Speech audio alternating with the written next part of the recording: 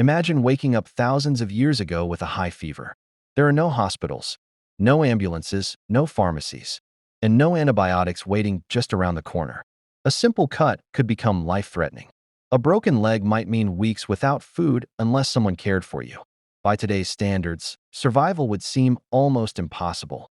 Yet humanity endured for hundreds of, thousands of years before the first hospital was ever built. How?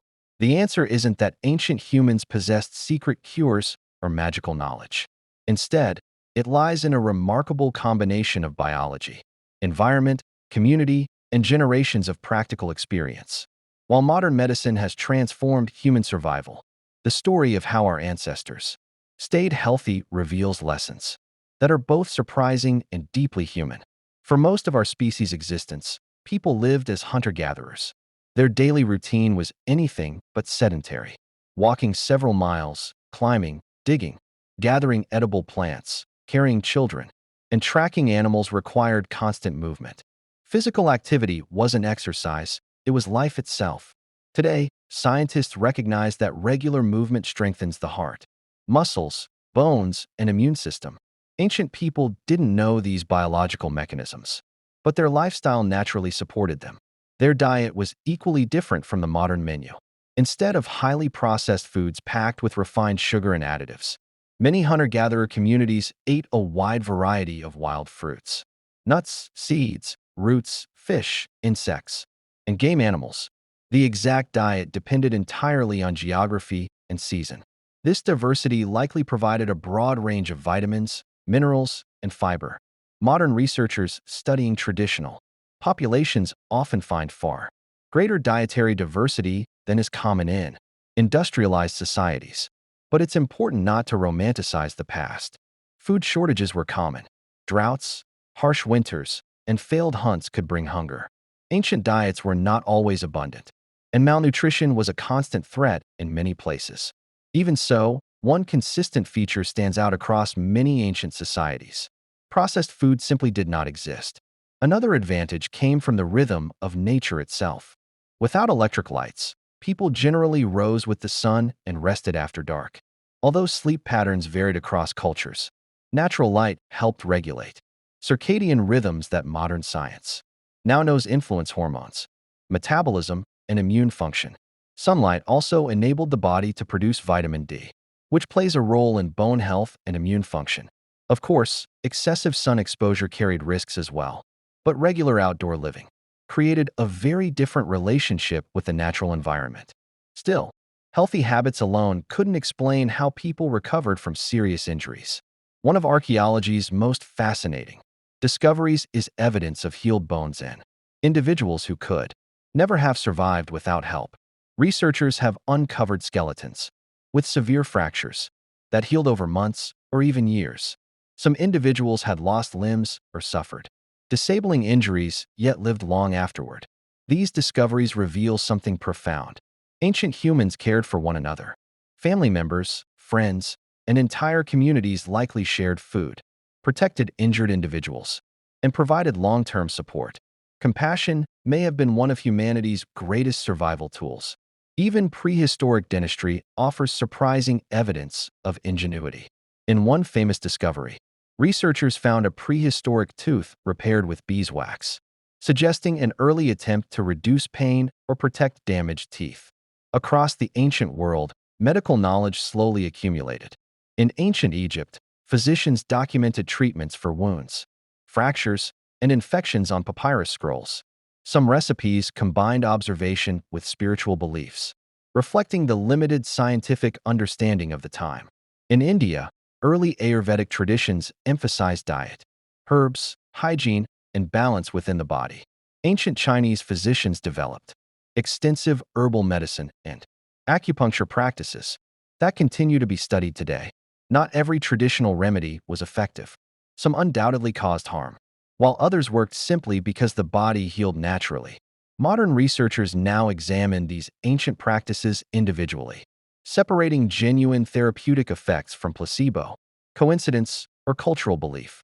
Perhaps the most astonishing archaeological evidence comes from ancient skulls. Across Europe, Africa, and South America, archaeologists have discovered skulls containing carefully cut holes in the bone, a procedure known as trepanation. At first glance, it appears horrifying. Yet many of these skulls show clear signs of healing, meaning the patients survived the operation. Exactly why trepanation was performed remains debated. Some researchers believe it treated head injuries or relieved pressure after trauma. Others argue it may have had ritual or spiritual purposes. What is clear is that ancient practitioners possessed practical surgical skills long before modern hospitals existed. Of course, surgery carried enormous risks. Without antibiotics or modern sterilization, infection remained one of humanity's greatest enemies. Ironically, the greatest physician throughout history may have been the human body itself. Our immune system evolved over millions of years to recognize, attack, and remember harmful microbes. Every fever, inflammation, and healing wound reflects biological systems refined through evolution. Ancient humans depended on these natural defenses far more than we do today. Another invisible partner lived inside them. Trillions of bacteria inhabit the human digestive tract, collectively known as the gut microbiome. Modern research suggests these microbes help digest food, produce vitamins, train the immune system, and influence overall health. Although scientists continue to investigate these relationships, traditional diets rich in diverse plant foods may have supported more varied microbial communities than highly processed modern diets. Yet ancient life remained dangerous. Childbirth was one of the leading causes of death for women. Infections frequently became fatal. Broken bones could heal, but severe internal injuries often could not. Parasites were widespread. Life expectancy at birth remained low because so many children died young. This is one of the most misunderstood facts about history. When historians say average life expectancy was only around 30 years, it does not mean everyone died at 30. High infant and childhood mortality dramatically lowered the average. Many individuals who survived early life lived into their 60s, 70s, and sometimes even longer. The arrival of modern medicine changed this reality forever. Vaccines prevented devastating diseases. Antibiotics transformed bacterial infections from deadly threats into treatable illnesses. Anesthesia made surgery far safer. Medical imaging allowed physicians to see inside the body without cutting it open. Emergency medicine saved countless lives that ancient societies could never have preserved. None of these advances diminish the remarkable resilience of our ancestors. Instead, they remind us that human health has always depended on both biology and culture. Our ancestors relied on movement because they had to. They ate seasonal foods because there were no supermarkets. They spent time outdoors because there were no office buildings. They depended on community because survival demanded cooperation. Today, we benefit from extraordinary medical technology while often struggling with diseases linked to inactivity, poor diet, chronic stress, and social isolation. Perhaps the greatest lesson from history is not that ancient people were healthier. They were not. Rather, they practiced daily habits that modern science increasingly recognizes as beneficial, even while lacking the life-saving medical treatments we now take for granted. The healthiest future may not come from choosing between ancient wisdom and modern medicine. It may come from combining the strengths of both.